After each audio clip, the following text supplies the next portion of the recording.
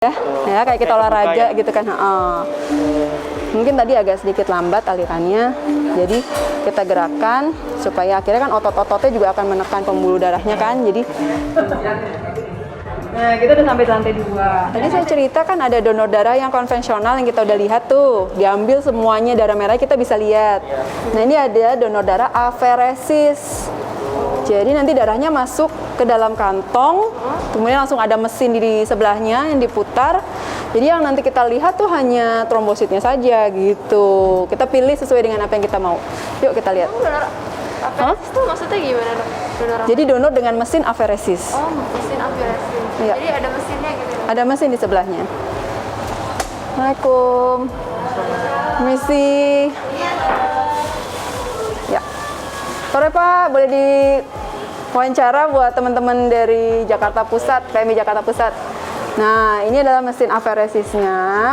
Jadi tadi darahnya diambil juga, masuk dalam kantong, tapi kemudian di sini langsung diputar. Jadi kalau diputar nanti bisa terpisah. Tadi yang sel darah merah, yang trombosit, yang cairannya. Terus kita udah setting, kita maunya apa yang diambil nih?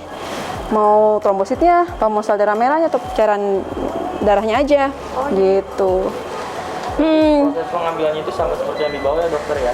Iya, tetapi kita langsung memisahkan di sini, sehingga biasanya kita pilih trombositnya, Ini bukan apa, sel dok? darah merahnya. Ini. Iya, ini trombositnya. Oh, ini trombosit. Gitu. Yang Ya. ini trombosit nih, teman-teman. Iya. Kita nggak tahu. Harus pakai itu ya. Gitu. Ini Bapak, saya mau nanya, namanya siapa Pak? Adit. Oh, Pak Adit ya? Ya teman-teman, di sini ada pendonor namanya Pak Adit. Pak Adit, kalau boleh tahu nih, Pak Adit sendiri sudah berapa kali donor darah ya? Ini ke 38. Ternyata Pak Adit ini sudah donor darah sebanyak 38 kali. Sebagai aku belum ada yang donor darah kan, jangankan sekali, dan masuk ke sini aja juga belum, karena takut dengan jarum suntik dan alat-alat yang ada di sini. Tapi Pak Adit ini sudah 38 kali, teman-teman. Sobat Premi jangan mau kalah sama Pak Adit. Kalau bisa Sobat Premi kalahin Pak Adit sebanyak dari 38. Iya. Ini kan agak berbeda ya Pak. Kalau di bawah tadi 12 menit udah selesai. Kalau ini bisa 1 jam ya. Tapi apa yang membuat Pak Adi itu tetap rutin menyumbangkan darah dengan cara yang ini? Karena rasanya beda, karena ini untuk ke pasien yang seperti talasemia, berkebutuhan khusus yang memang permintaannya tidak sembarangan gitu, tidak bisa disimpan dengan lama trombositnya ini. Ya, jadi kalau ini tadi kita ambil khusus trombositnya, tapi langsung besar volumenya trombositnya itu bisa sampai 250 sampai 300 cc. Kalau dari yang metode di bawah tadi mungkin hanya sekitar 50 cc. Iya. Nah, dosisnya satu orang pasien untuk kebutuhan transfusi trombosit itu ya sekitar 300 cc kan. Berarti kalau dari proses yang di bawah bisa 6 sampai 10 kantong. Jadi transfusi ganti lagi sampai 10 kantong. Tapi dengan proses ini dia cukup 1 kantong. Jadi Pak Adit ini setara dengan 10 orang saat ini menyumbangkan darah. Makanya ini lebih luar biasa gitu tadi rasanya ya. Karena dari waktu 1 jam tapi seperti 10 orang. Oke dokter, mungkin di rumah nih Sobat Premi itu agak bingung nih, banyak selang-selang di sini itu. Nah, kita panggil mbaknya deh yang lebih ahli. Sini. Ayo Mbak, minta diterangkan Mbak. Nah, silakan. Deketan nggak apa-apa. Kita pengen tahu selangnya banyak kan? Nah, selang apa aja itu katanya? Ini kan nanti ada kalau yang donor ini soalnya nanti ada darah yang dikembalikan lagi ke tubuh. Jadi ada darah yang masuk ke kantong, misalnya butuhnya apa, trombosit, ini langsung masuk ke kantong. Nah, darahnya kan yang lainnya, komponen lain seperti plasma itu kan masuk lagi ke dalam tubuh. Nah, ini soalnya beda-beda gitu. Ada jadi yang ini untuk mengembalikan lagi ke tubuh. Jadi bedanya sama yang donor di bawah tadi itu, kalau tadi cuma ngambil doang, aja. ini bisa dibalikin lagi. Iya, betul. Oke. Nggak bingung ya Mbak ya? Maksudnya rasanya tuh bedanya donor yang bawah sama donor yang aferesis ini gimana tuh kok? Beda rasanya gitu. Kalau nusuknya sama atau beda? Kalau nusuknya sama aja, yang ngerasain bedanya mungkin pendonornya ya, nanti ada pas darah balik lagi ke tubuh itu ada sensasi dia agak menggigil ya Mas ya. atau kesemutan di bibir. Nah, makanya diberikan minuman Oh, seperti itu. kalsium itu tadi untuk mengurangi rasa kesemutan di bibirnya atau Ternyata agak spesial ya dibandingkan yang di agak bawah ya, spesial. dokter, Tapi itu hanya ya detik itu aja ya. Nanti setelah itu udah biasa. Ketika pulang ke rumah juga udah biasa lagi Jadi ya. jangan takut teman-teman. Iya. Oke, terima kasih banyak Pak Garutin. Oke dokter, bisa ditunjukkan ada apa lagi di ruangan ini selain Oke. di pendidikan ini? Yuk, makasih semuanya. Yuk. Kita ke laboratorium untuk pemeriksaan penyakit. Oke? Sini. Nah. Jadi di sini sebelah kiri kita bisa lihat ada laboratorium. Ini untuk pemeriksaan 4 penyakit yang sudah saya sebutkan tadi di awal. Apa aja masih ingat nggak? Tulis, Oke. Hepatitis hepatitis, B, hepatitis B, hepatitis C, hepatitis C, dan HIV. dan HIV. Tadi saya juga cerita ada 2 metode yang dipakai di Jakarta. Pertama nih yang metode untuk memeriksa antigen sama antibodi. Ya, antibodi itu jadi adalah suatu zat anti yang dibentuk ketika tubuh kemasukan kuman atau kemasukan benda asing. Jadi kita bisa deteksi antibodi HCV-nya, hepatitis C, antibodi HIV-nya gitu ya. Nah, pemerintah Provinsi DKI Jakarta menginginkan darah yang lebih aman. Ingin memeriksa langsung ada nggak sih virusnya dalam kantong darah itu. Nah, di sebelah sana posisinya ada lagi mesin yang berbeda, itu bisa langsung memeriksa ke inti virusnya. Itu di setiap lab ada nggak Kak? Apa cuma di sini aja dok? Alhamdulillah hanya di DKI Jakarta yang 100% semua diperiksa dengan metode itu. Keren banget teman-teman. Terima kasih untuk Bapak Gubernur kita. Jadi di UTD PMI DKI Jakarta ini udah keren banget karena alat-alatnya ini udah modern, Sudah canggih. udah canggih, Jadi semua terdeteksi gitu kan. jadi aman. Oke dokter, di dalam ruangan ini nih, itu ada berapa orang yang bekerja ya?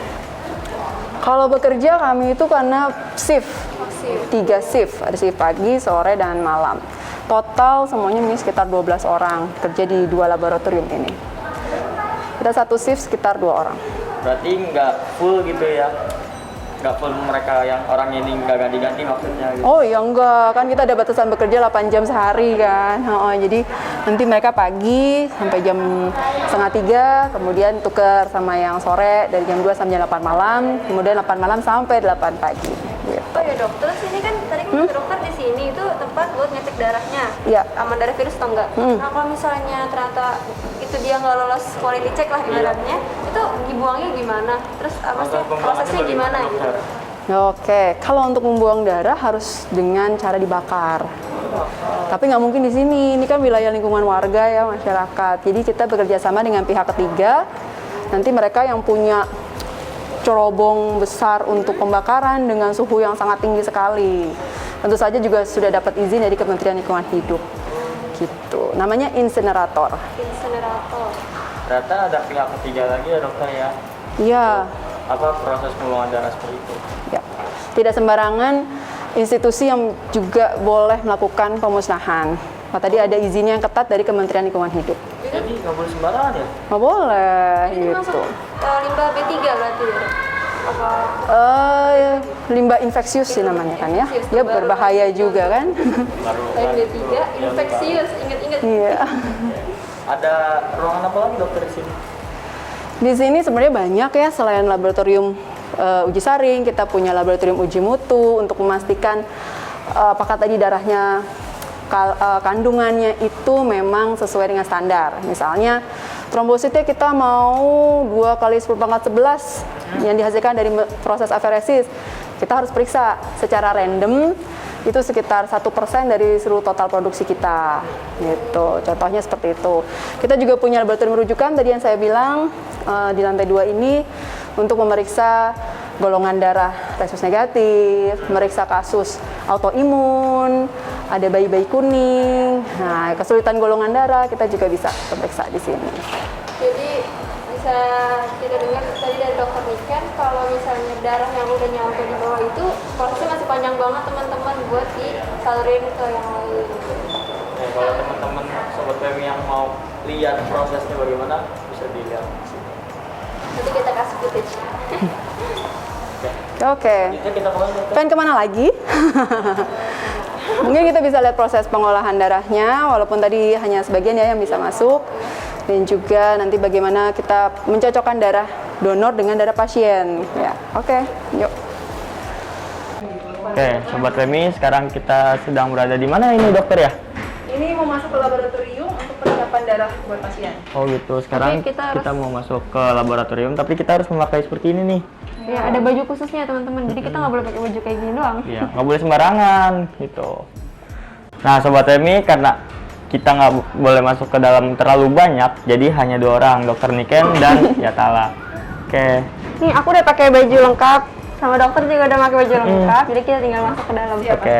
Jadi aku nggak bisa masuk nih, Sobat Remi. Dadah, Zar. Dadah. Jangan nangis ya.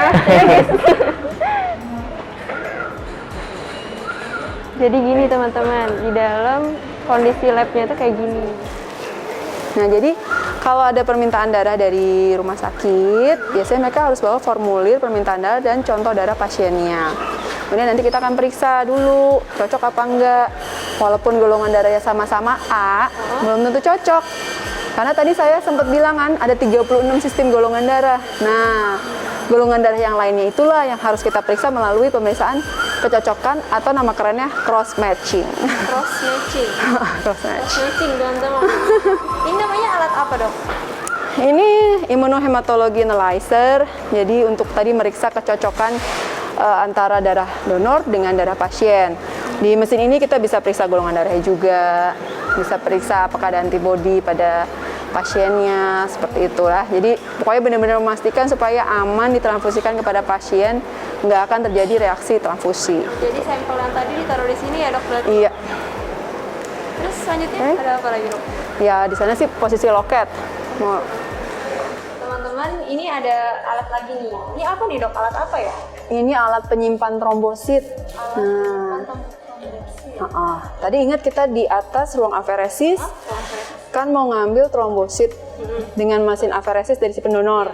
Terus saya cerita volumenya besar-besar, ya. Nah, ini kita bisa lihat perbedaannya. Ini adalah trombosit dari aferesis. Volumenya besar, 300 cc. Oke. Sedangkan yang ini adalah trombosit yang dari donor biasa konvensional, volumenya lebih kecil-kecil. Nah, satu kali minta dia bisa 6 sampai 10 kantong untuk satu pasien. Gitu. Jadi memang kelihatan sekali perbedaannya. Nah, kalau kita tutup, dia akan bergoyang lagi. Karena Otomatis teman-teman. iya, jadi memang disimpannya harus dalam keadaan bergoyang, namanya agitator, supaya trombositnya nggak bergerombol-gerombol. Jadi kalau misalnya dia didiemin di tempat aja gitu, itu bisa sampai gerombol. Trombositnya bergerombol jadi rusak. Akhirnya kita percuma juga kasih ke pasien. Nah, makanya cara nyimpannya pun nggak sembarangan. Gitu.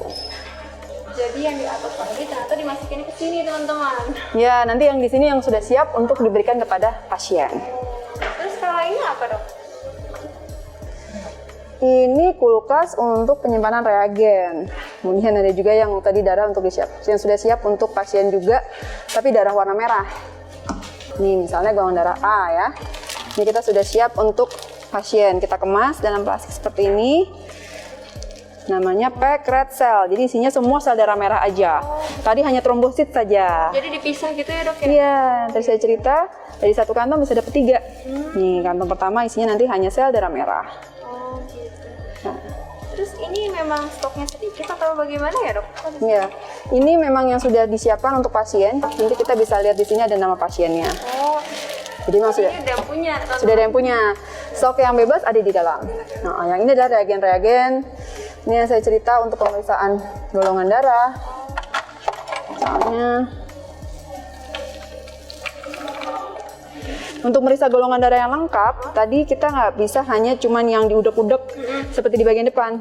Ada anti A, ada anti B-nya, ada anti D-nya untuk resus, ada T-selnya. Ini baru lengkap supaya hasilnya juga akurat. Nah, ini kulkasnya kelamaan dibuka jadi dia akan teriak-teriak bunyi. Tuh, Terus kita tutup. Mungkin kalau kita di sekolah udah pernah ya, kita ada praktek cek golongan darah, tapi kita cuma pakai reagen yang 3 tadi. Iya. Iya, nggak ada yang tesnya itu dong. Tesnya harus ada supaya lebih. Tahu nih. Emang sebelumnya kan teman-teman mungkin ada yang nggak tahu nih dok, reagen itu sebenarnya buat apa sih dok? Dari Reagen reagen itu apa? untuk mendeteksi ada nggak sih antigen atau antibodi. Prinsipnya jadi kalau kita di bermain dengan darah, yang kita cari tuh antigen. Antigen tuh yang ada di selnya. Kalau antibodi yang ada di cairan darah atau plasma atau serum gitu. Kalau mau mencari itu kita harus ada lawannya. Saya cerita. Sel lawannya tadi serum atau antibodi. Tuh, makanya kalau mau periksa sel darah merah, pakai yang anti A, anti B yang ada berwarna biru kuning. Antinya kan, sel sama anti. Nah, sebaliknya kalau kita mau mencari ada antibodi apa di cairan darahnya, berarti kita ambil plasmanya pasien, cairannya pasien. Nah, kita harus ngelawan dengan sel yang jadi reagen. Makanya ada T sel tadi. Gitu. Jadi untuk mereaksikan tuh harus ada lawannya, tapi harus cocok lawannya. Oh, gitu. Gitu deh. Boleh berlawanan. Ya, hasilnya kurang lebih seperti ini. Nah, Anti kita pelajari. ini yang di sini aja, anti A, anti B, anti D. Kalau dia bereaksi bergumpal. Berarti ini dia golongan darahnya AB gitu. Kalau ini negatif, berarti O resus positif. Ini AB bergumpal, berarti AB resus positif. Itu teman-teman caranya. Baru tahu kan dalamnya darah kan kayak gini. Boleh. Nah, Kak Opi mau menjelaskan gimana cara ngeluarin darah. Ngeluarin darah itu artinya ada keluarga darahnya sudah kita siapkan, kemudian keluarga pasien atau petugas rumah sakit sudah datang, darahnya siap dibawa ke rumah sakit. Gitu. Jadi Keluar darah itu bukan darahnya dicecerin gitu ya, tapi darahnya itu dikasih ke yang petugas rumah sakit untuk dibawa ke rumah sakit. kayak gitu ya, salah paham. Jadi langkah pertamanya gimana?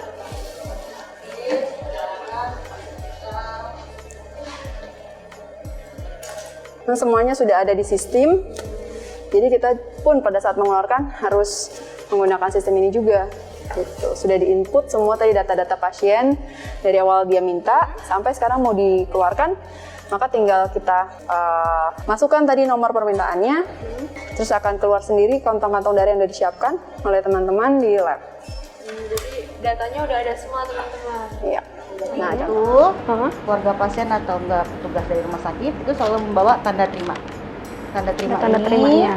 nanti diberikan ke kita cari untuk formulirnya. Contohnya seperti ini ya. Kita cek ini darahnya ada di mana, ada di blood bank. Sini kita harus teliti untuk ngeluarin darahnya. Kita pastikan bahwa nama pasiennya di label sama dengan formulir permintaan. Di sini tertulis Tuan Yongki. Ini Mitra Kemayoran. Dan di sini formulirnya Tuan Yongki juga ya. Golongan darahnya sudah sama, golongan O. Kita cek lembar kerja teman kita, golongannya O di sini. Hasilnya negatif, berarti ini siap untuk dikeluarkan. di-scan lagi. Iya, karena ini bentuknya permintaannya darah cuci, jadi dia punya expire sendiri. Expire-nya itu 4 jam, habis dikeluarin dari sini. Sekarang kan jam 15 ya. Terus berarti 4 jam 7 7 ya. kalau misalnya lebih dari itu dipakainya gimana Nggak Kak? bisa. Nggak bisa. Jadi nggak bisa dikeluarin. Terus Tapi kalau dari jam 7 terus kalau dari sini ada tempat yang buat bawanya khusus gitu? ada. Ada. Biasanya kalau petugas itu sudah menyiapkan sendiri. Paling kita cek suhunya aja. Cek suhunya. Cek suhunya. Ini kalau udah oke, semuanya udah rapi, udah sesuai, kita print. Nanti dia akan muncul di sini datanya. Boleh sini untuk petugasnya. Suhunya harus berapa derajat Kak?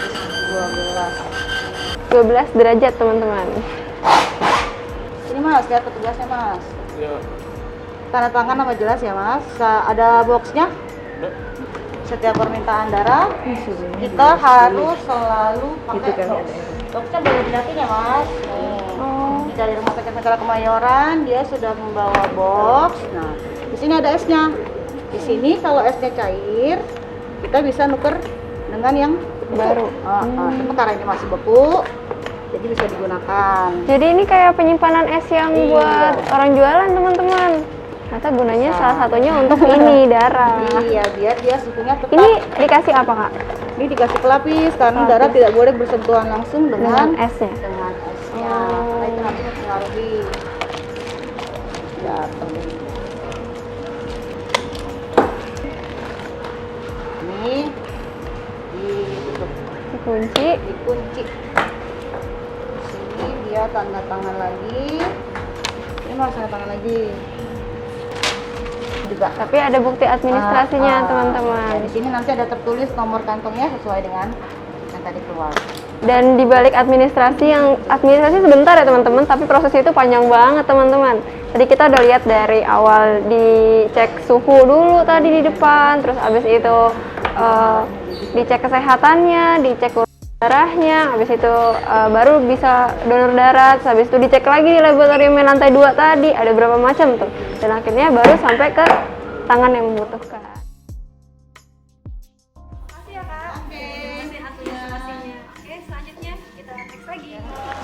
Ini trombosit, udah jadi ini trombositnya. Oh gitu. Mm-mm.